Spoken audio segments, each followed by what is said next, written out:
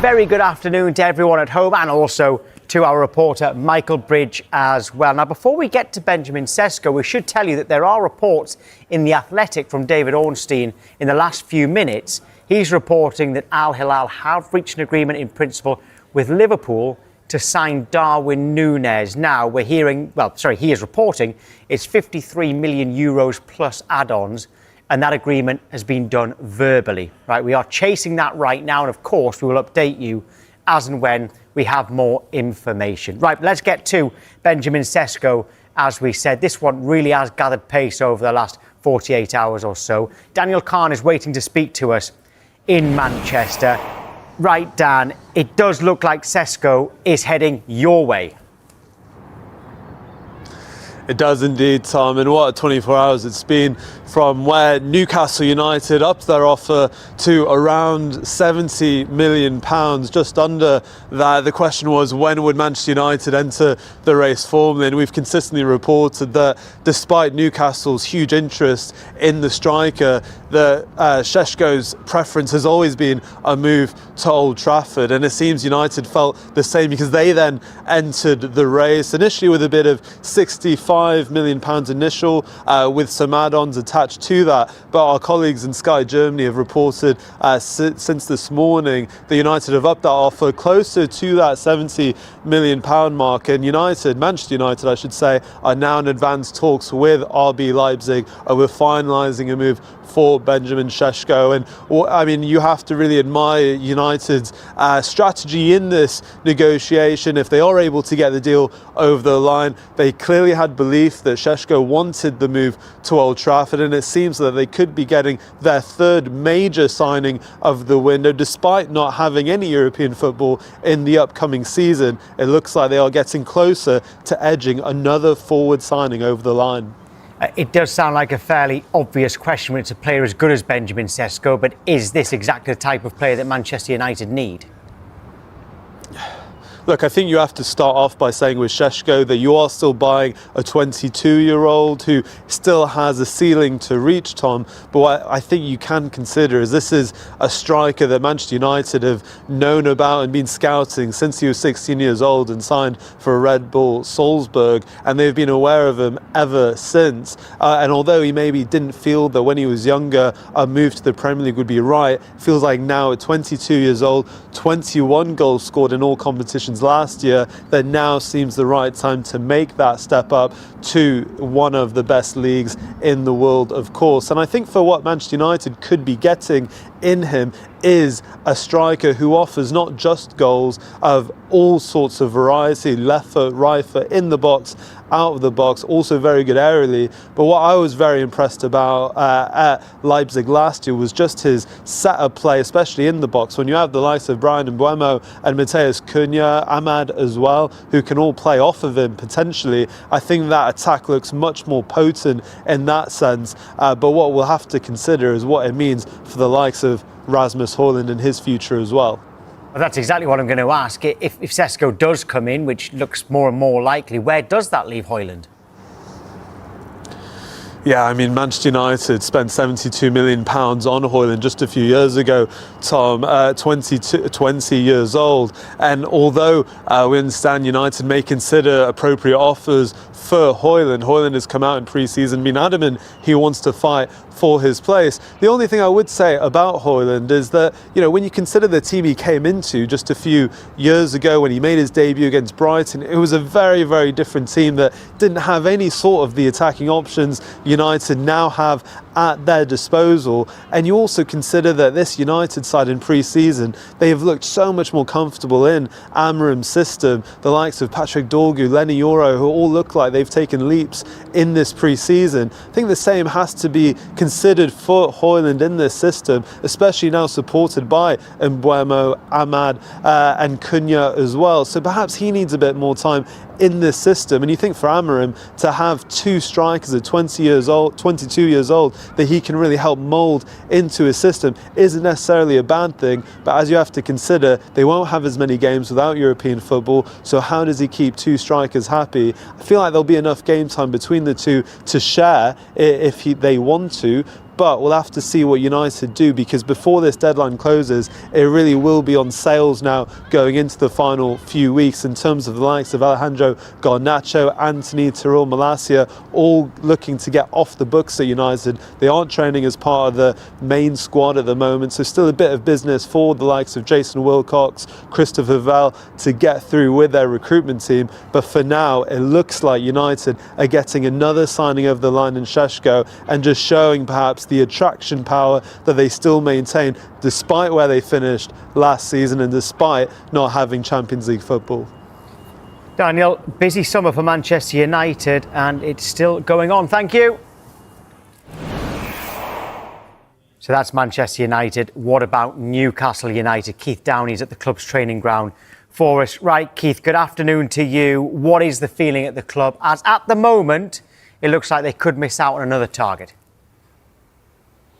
Yeah, look, I think there's a mixture of disappointment and also probably just feeling in the dark a little bit over this. I think the fear from Newcastle at the start of the week was that they might get strung along in this, with Manchester United on Monday still having yet to make a formal bid for Benjamin Šeško. Of course, we told you on Saturday that Newcastle had made the opening offer of 65 plus 5, and then of course they upped that offer on Monday to 80 million euros plus add-ons, which of course is a club record for Newcastle. It feels like they've given everything they can, and they've really thrown the kitchen sink at it. But you know, just the noises you're hearing from inside, and one source that has been telling us or maintaining to us for days now that Manchester United is Benjamin Šeško's favoured destination. I don't think it was that he is or was against Newcastle United. I think he was impressed with the plan and the project that was laid out by Eddie Howe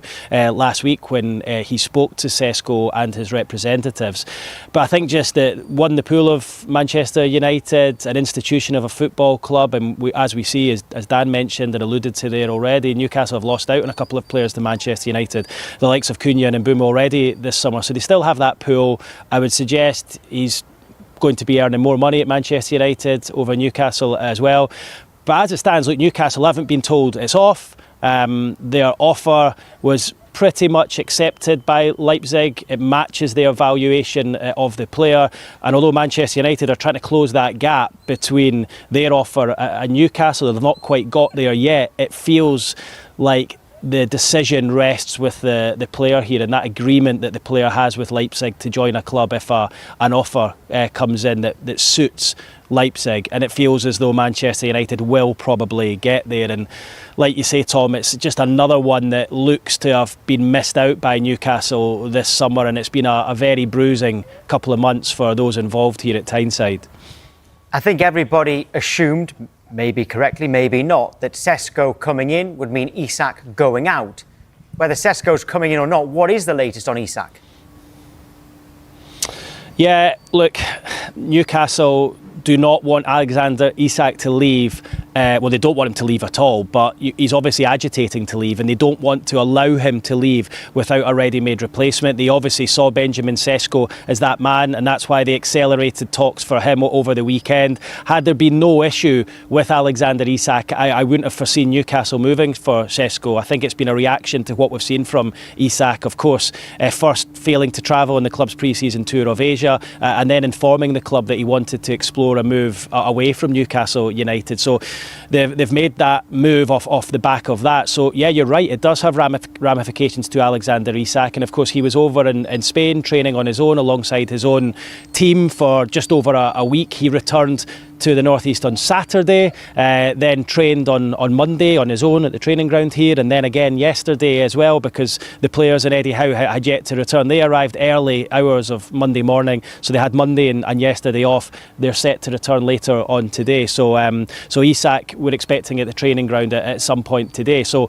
yeah, look, it's going to make things difficult for Isak in terms of leaving now. Had Newcastle managed to get Sesko over the line, I think that in turn would have reignited the talks with Liverpool, and if Newcastle had been able to agree a fee with Liverpool, I think Isak probably would have gone. But with Sesko looking like he's heading to Manchester United, unless Newcastle come up with something else, I can foresee a situation where Alexander Isak starts the season, ends the transfer window in a black and white jersey. Keith, if you don't mind just staying there for a couple of minutes, just we've got some big breaking news, but we do want to come back to you there for more on Newcastle. But that breaking news is that we can now confirm that story that we were bringing you reported elsewhere a few minutes ago, is that Liverpool have reached an agreement with Al Hilal for the sale of Darwin Núñez. So big news this as well. It's understood that the Saudi Pro League club are set to pay a fixed fee of £46.2 million plus add-ons that could take the deal to £56.6 million. And Sky in Italy are reporting that Al Hilal have accepted Nunez's wage demand. So, I mean, it looks like this one is pretty much done, really. AC Milan were interested.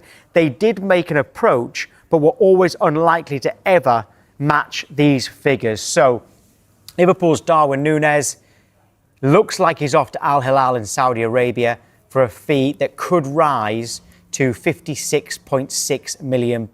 Me and Michael will be talking about that in a moment, but I've asked Keith to stay where he is. Apologies for that, Keith. Back to Newcastle, you've talked about Sesko, you've talked about Isak, but apparently there's an event going on at the training ground today. Yeah, but before we get to that, Tom, I think it's important to say what you mentioned there, that breaking news regarding Darwin Núñez. That also could have ramifications for Alexander Isak and Newcastle, because obviously that's Liverpool, another striker short. And look, they were looking for one anyway, which is why they made that bid on Friday for Alexander Isak of £110 million plus add-ons, which of course was flatly rejected by Newcastle. But that just adds a little bit more intrigue to the Isak situation, because there's another spot up for grabs in that Liverpool attack with Nunez, by the sounds of it, about to leave. So that will be interesting to see what happens there, and whether Liverpool still come back in, despite the fact Newcastle have yet to essentially replace or bring in a replacement for Isak. So it'll be really intriguing to see whether Newcastle look elsewhere on the back of Benjamin Šeško and what happens there. And although it's not over the line yet with Manchester United, it's looking like it's heading in that direction. Now, you asked me about what's going on at the training ground today. I said to you earlier that Eddie Howe and the players are back in for the first day since their pre-season tour of South Korea and Singapore. So they're in today for training this morning, and the players' families and children are invited in this afternoon. It's something that Eddie Howe has decided to have, foster the togetherness that they already have within the squad here. Look, this isn't a knee-jerk reaction. It's something they do quite often. They do it most summers with family get-togethers, barbecues. They have it a couple of times throughout the year, but Eddie Howe has decided today is a good day to have that, probably on the back of what we've seen. There's been a lot of upheaval behind the scenes, and he just wants everyone to be together. So once the players finish training, I can just hear them over my shoulder there, the noise of the players training. Once they're finished, they'll come in. Families will be invited in for lunch, activities for the children, and probably try and just bring everyone together, show that togetherness that's obviously held Newcastle so strong over the last couple of years, in the face of what we've seen over the last few weeks. Because as I touched on earlier, it has been a very bruising summer for them so far, behind the scenes. But what is worth pointing out is that, look, they're still in the market. There's still a number of weeks left in the transfer market, and Newcastle, we must remember, still have money to spend. Yeah, there is still time. You're absolutely right. Keith, thank you. Just a reminder of that breaking news that Liverpool have reached an agreement with Al Hilal for Darwin Núñez. It's understood that they will pay £46.2 million plus add-ons that could take the deal to £56.6 million. And Sky in Italy are saying that Al Hilal have accepted Nunez's wage demands. AC Milan, we told you, were interested, but they were always unlikely to match those figures. Out in Saudi Arabia at Al Hilal, they can match those figures. So Michael Bridge has been waiting patiently to talk to us about Sesko and Isak, but we're going to talk about another striker instead, Michael, because Darwin Núñez, has this come as a surprise? We knew he was available, but we thought this might take a bit longer, didn't we? Yeah, I mean, this is really intriguing now, and you can see Keith there as well, how interesting this is now in terms of Isak going forward. But we have to reiterate, and as Keith says, day after day after day, Newcastle are not selling Alexander Isak until they have a replacement in the door. With Benjamin Šeško now looked to be on his way to Manchester United, that's not going to be happening any time soon. Is this going to rumble on and on? And now you look at Liverpool now, they've had, what summer they've had so far, the money they've spent. But of course, we've got Luis Diaz going to Bayern Munich, and now their number 9, Darwin Núñez, leaving. Really, really intriguing. Yeah, it is. OK, we'll have more on that to come, no doubt, here on Transfer Talk, because it is a huge story. Right, but on the way next, we've got reaction from South American football expert Tim Vickery, that and much more after the break. Involving Darwin Núñez, Liverpool have reached an agreement with Al Hilal, the Saudi Pro League club, are set to pay a fixed fee of £46.2 million plus add-ons that could take the deal to £56.6 million. Just another update on that. It's all happening today. We do understand that Liverpool are yet to be informed that Nunez has accepted the move. So they don't know yet that Nunez has given the green light to make that move. But remember that the fee has been agreed, and we understand that Nunez has agreed the personal terms. Understand that Nunez as well. OK, but we'll keep you updated with all. Time across to Rio de Janeiro, where we speak to our South American football expert, Tim Vickery. Tim, always good to see you. Let's start with that breaking news with Liverpool and Darwin Núñez and Al Hilal. What do you make of that? Did you expect it to come so soon? Well, the interesting thing for me is that you've just confirmed that so far there's been no agreement from the player himself. I would be very, very sorry to lose him. I think he's a player who always gives you something. And I'm still hoping that Darwin can evolve this move in another direction.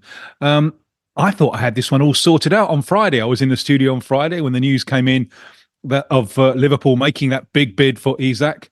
And I thought, well, why not? Isak moves in one direction, Nunez plus cash in the other direction. Everyone wins. And I really think that the Newcastle fans would absolutely love him. I think they would really, really take to him. So I'm still hoping against hope that could happen, because I would be very, very sorry to see this player leave the Premier League. Yeah, Tim, hi, it's Michael here. Not everyone, not all Liverpool fans have taken to Darwin Núñez. How's he regarded in South America? Well, he's Uruguay's cutting edge, and his record for Uruguay is very good indeed. And he's an optimist of the goal, isn't he? He's always trying. He's always putting himself around. He's always running into the channels. So I think, although there are some Liverpool fans who maybe have a resistance to him, there are many who really appreciate his efforts, and I'm sure he'd be a big hit with the Newcastle fans, who kind of love that type of player.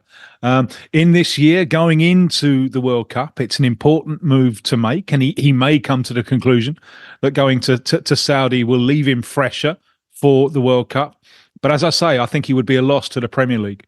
So that's Darwin Núñez. Let's move on, because West Ham and John Victor, he looks like he is heading to London. What can the West Ham fans expect from him? Well, the point here is that this is two former Botafogo goalkeepers going to the Premier League, with Lucas Perry joining Leeds through Lyon, and now John. He's only known as John over here. You seem to have added a Victor there to give him the second names. John, well down the road to joining West Ham. So 2 points to make. Number one is the excellence of Botafogo's scouting system, who they pick up these players on the down when they're reserves, as Lucas Perry was, or John was on loan in the Spanish second division with Valladolid. When they brought him back last year, he was an essential part of the team that won the Brazilian title and the South American title, the Copa Libertadores, and he had an excellent tournament recently in the Club World Cup. And like so many, and Brazil is really becoming a mass producer of goalkeepers. And John is right in the mould of so many goalkeepers that Brazil is coming up with. Tall, athletic, lithe. Very, very impressive, I think. Very impressive. I know there's a reel going round of his mistakes. This is cruel. You could do that with the greatest goalkeeper who's ever played the game. You can find Lev Yashin conceded a goal straight from a corner, for crying out loud. But John has given wonderful service for over a year for Botafogo. He's been really, really dependable. The only thing I think you would say at this stage is that I don't think he has the language. So Lucas Perry, who spent a year on loan at Crystal Palace, I think would be a little bit ahead on that one, because defending, of course, is a collective task, and it is vital that the goalkeeper is able to communicate with his defensive unit. So I think John would need some getting up to speed with that. But in terms of his goalkeeping abilities, I don't think he has anything to fear in the Premier League, and I think he can give West Ham equally good service as he gave to Botafogo. and Botafogo getting their replacement in Bournemouth's Neto. Will they be pleased with that business? Yeah, I think they will.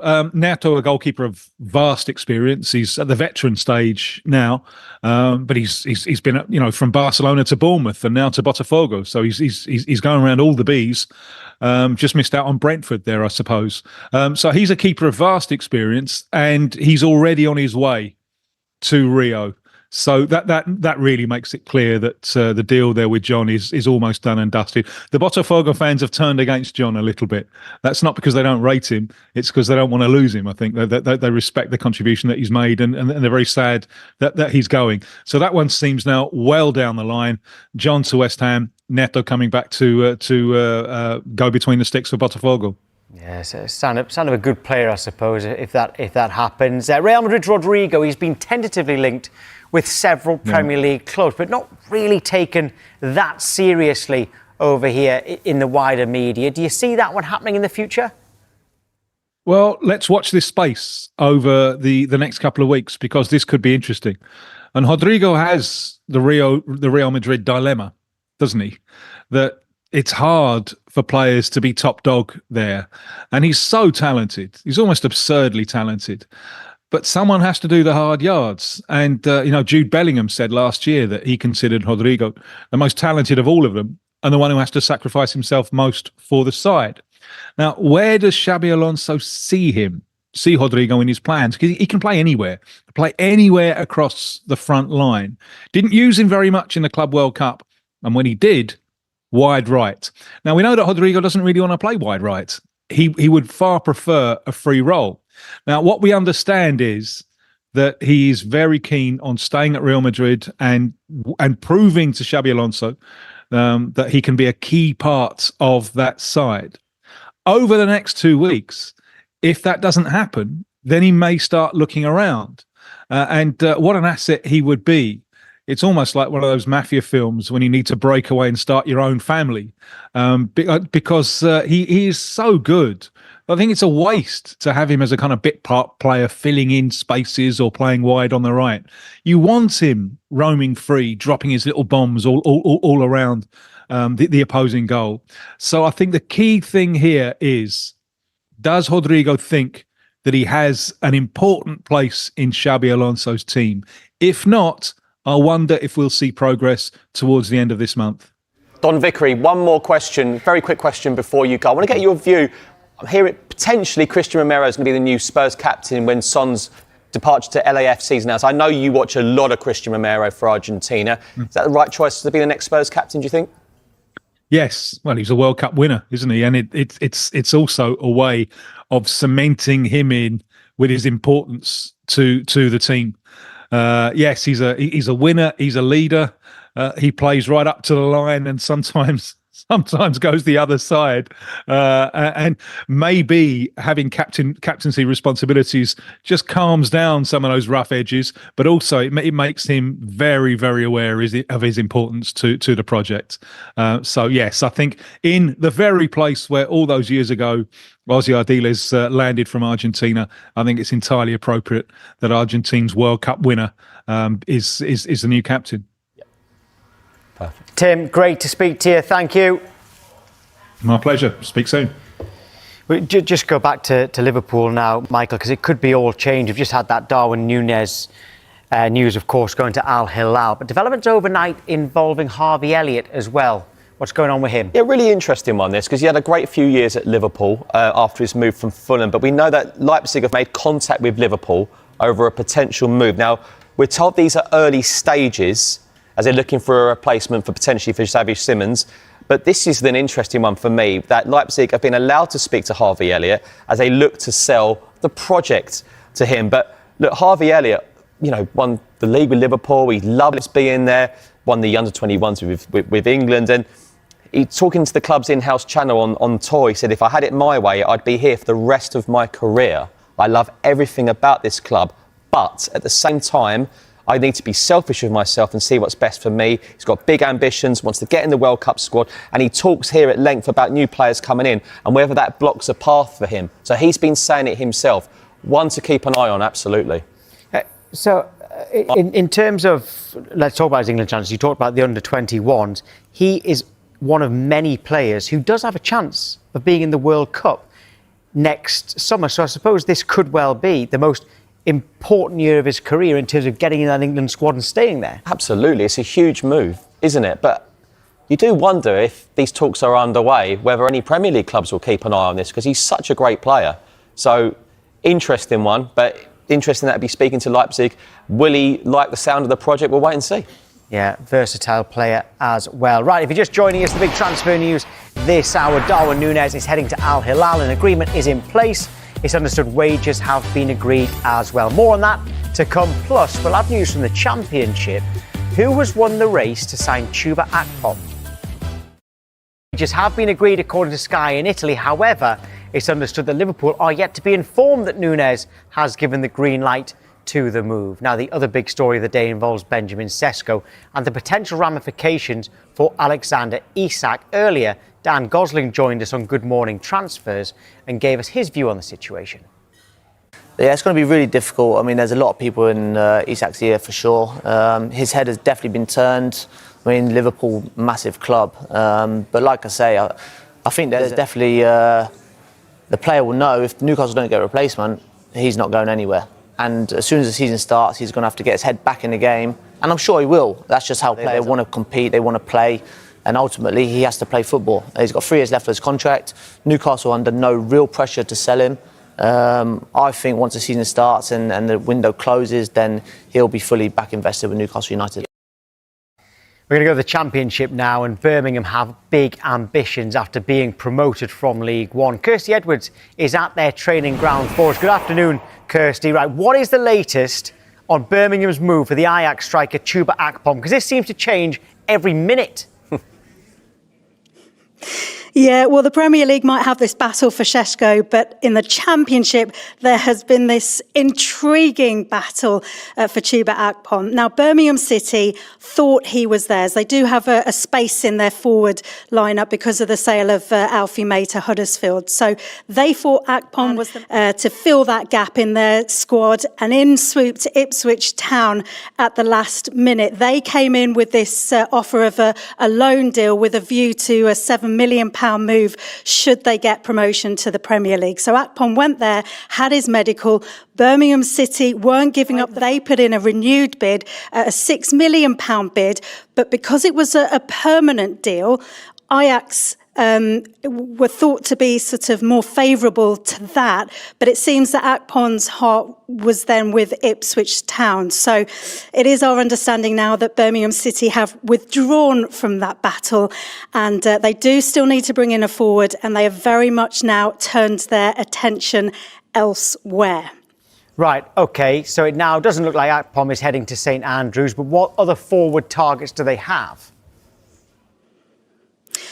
Well, Marvin Duksch is a forward that they've actually been looking at previously. They've had interest in him previously. He's at Werder Bremen right now. And they've very much turned their attention back to him. Chris Davis, the manager here, there's been a couple of things that he's wanted to bring in this summer in terms of the players he's been bringing in. He's wanted to add experience and he's wanted to add pace as well. And Duksch very much fits that profile. He's 6'2", but certainly very mobile. He can play as a 9 or a 10. He likes to drift back and get involved with play. He scored 8 goals in 32 games last season, but had 8 assists as well. So, yeah, likes to sort of is involved either in getting the ball into the net or just generally involved with play in terms of that. So, very much the man they have now turned their attention to. Watch this space with him.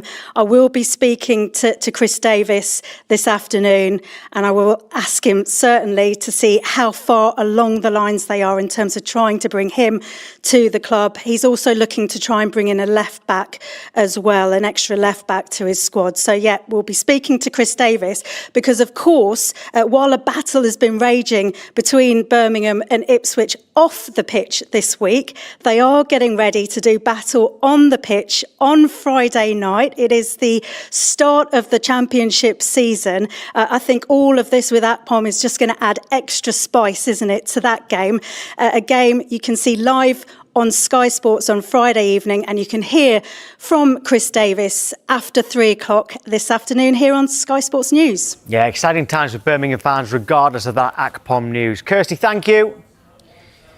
Right, we've got another update on a striker, and it goes back to Alexander Isak. OK, little update on his future right now. There's just come in seconds ago. Alexander Isak will train away from Newcastle United's main group today. He's been told to report in the late afternoon to train stroke recover on his own. Remember, he has officially got an injury. The players and staff, they've got a team bonding session that Keith was telling us about. That's this afternoon with families invited. Isak has been told to report to the training ground after they have left. Remember that Eddie Howe's quotes, he said that you've got to earn the right to train with the squad. And that was when Alexander Isak was pushing for a move away. He has been told to train away from the main group. He's going to be coming in after that team bonding gathering, or family fun day, I suppose you could call it. Without wanting to make it sound too much like Phoenix Knights there, of course. But, he's going to be training away from that. And he's clearly not invited to it either, right? Michael's laughing too much to answer a question on this, but it doesn't sound great for Isak, does it? No, not at all. Look, as Eddie Howe said the other day on the post-match press conference against Spurs in South Korea, you've got to earn the right just to come back into the squad, a proud squad, a squad he's inherited, a squad with players he's brought in. Let's remember, Newcastle have recruited extremely well, so it's an interesting next few days for him back at Newcastle. Yeah, OK, what about Tottenham then? Let's talk about that. Heung-min Son looks like he is going. When can we expect confirmation? Expecting confirmation later this evening. LAFC have called a press conference. I wonder what that will be. But he was in attendance last night, overnight for us in the UK, in an MLS, watching his new side. I saw his name down there as LAFC striker Son. I don't think they've jumped the gun, to be honest with you. But as we reported yesterday, negotiations are pretty much finalised now. Look, we know he wanted to go there. Then after that, it was just Tottenham and LAFC negotiating the deal, and the final negotiations will see him move for over £20 million. And that final figure, I'm told, will be an MLS record. And I'm telling you now, Tom, it goes with everyone's best wishes at Tottenham Hotspur Football Club. Yeah, I'm sure he does. A club legend, certainly. In terms of other outgoings from Thomas Frank's Tottenham, who else could go? Well, he's watching us there, so I've got to be careful what I say, Tom. But look, I think... Be accurate. Yeah, always. Look, I think Yves Bissouma would be available if an offer came in. He's in the final year of his contract. We reported earlier this week that a number of younger players will go out on loan. Jamie Donnelly joined Stoke around half an hour ago. That was confirmed. Mikey Moore, of course, going to Rangers. That's a great loan for him, I think. In terms of senior players, look, Richarlison, in terms of the contract, if an offer came in, Spurs might consider. But apart from that, I think Spurs needs a few more in. I really like the João Paulinho signing. I think that's a great signing. I think the difference between this season, maybe last season, Lucas Berger, Archie Gray, sort of youngsters coming in. This season, Spurs needed a lot more. But I think when they play Burnley on the first day of the season, Mo Kudus and Paulinho will probably start. They need players to start. They need that experience this season, especially with Champions League football. But you did say there that they're not finished when it comes to incomings. What else do they need in terms of positions? I think they'll be looking... Well, I know they're looking at a 10, because we know that Morgan Gibbs-White was close, and then obviously that transfer didn't go through in the end. Let's go through that really quickly. Kevin Danso, signed in January, made permanent, defender, really good signing. Luka Vuskovic, he's going to be absolutely brilliant. He's only 17, but I think he'll go out on loan. He'll get a good European loan, I reckon. Matisse Tell, that loan was made permanent. The January signing on loan, that's been made permanent. Kota Takai will stay with the first team, I think. He's currently got an injury, Japanese international. Mo Kudus I spoke about. And João Paulinho, I think, is going to be a really good signing. That's someone who Thomas Frank really wanted. So I think a number 10, that's going to be heightened now because of James Maddison's knee injury. We don't have news on that yet. There's no news that just yet, but it doesn't look good. Right. OK. Still to come on Transfer Talk, we'll be taking a look at some of the teams in the Premier League that need to do a little bit more business, including Crystal Palace and West Ham. Spanish forward has agreed a season-long loan deal from Chelsea. My end of last season, fantastic, and the way he stepped forward towards the end of the season, massive contribution for us getting back to the Premier League. And obviously Wilson Isidore, but two young forwards, neither have got experience at Premier League level. So yeah, getting Chelsea will be a great addition, but I think maybe go and get another one who's got a little bit of experience, sort of between 25 to 30, whether it's Premiership or top leagues in Europe. So I'm sure they're looking at that as well. Centre backs as well at this in time. There's only Dan Ballard really, who's a regular centre back who's fit. Luke O'Nine's injured. Jensen Sealt's come in pre-season. He's had a couple of good run-outs, but he's had injury problems as well. Chris Mettam obviously returned to Bournemouth in the summer. So I think they need a good experienced centre-back or maybe another one as well to come into the squad. So for, 8 signings we've made, I still think we need 3 to 4 and maybe another winger or two as well. Yeah, so Sunderland still could be busy despite already having 8, soon to be 9, through the door. Who else needs to be busy though, Michael? We've picked out a couple of clubs, haven't we? Starting with Crystal Palace. Yeah, just so much has been made, and I think overshadowing is a bit extreme, but like with everything going on in what European competition they're going to be in, I hope it doesn't overshadow just what an amazing achievement it was winning the FA Cup last season. But we spoke to Oliver Glasner, didn't we, yesterday? He's ultra ambitious. He wants more players in, but I think it's important in terms of what players would he potentially lose as well. There's no movement on Mark Gay coming into the last year of his contract. Ebiezi, this clause, whether it's expired, but a lot will depend on them. And sometimes keeping your players is just as, and sometimes more important than who you bring in. But I'm sure Oliver Glasner will want to bring in more than what he's got so far. Yeah, I mean, Eze and Mark Gay obviously worth a lot of money, but they'll be very keen to keep them regardless. What about West Ham? Because they've lost a few as well. Yeah, I'm not being funny. I mean, I don't think West Ham fans like seeing Mo Kudus go to Spurs. That's gonna hurt them a lot. So I'm sure. Look, Graham Potter needs to rejig the squad, bring people in he wants to bring in. They've made a few signings so far, but our understanding is they're looking at a couple of midfielders as well, which we can understand. I think they've looked pretty good actually on pre-season tour. I know you can't take a lot out of pre-season. It is only pre-season, but you've got that Mr. Reliable there, Jarrod Bowen. He's been absolutely incredible. One of West Ham's best signings, Jarrod Bowen, but of course they'll need a lot more to push on as well. Yeah, I'm just looking at the players that they've lost. They've lost a lot of experience, players who were released at the end of their contracts. Aaron Cresswell, Lucas Fabianski, Vladimir Soufal, Danny Ings. Kurt Zouma went as well for free. And like you say, there was that money that came in for Mohamed Kudus, and they've made that loan from Jean-Claire Todibo permanent. It does look like it's a bit of a rebuild, but the one that stands out is Kyle Walker-Peters, who they nicked at the last minute for free. But it does seem like a rebuild, doesn't it, when you lose all of that experience? But this time last year we were saying about West Ham potentially winning the transfer window because they're bringing in so many players, but some of them haven't worked out.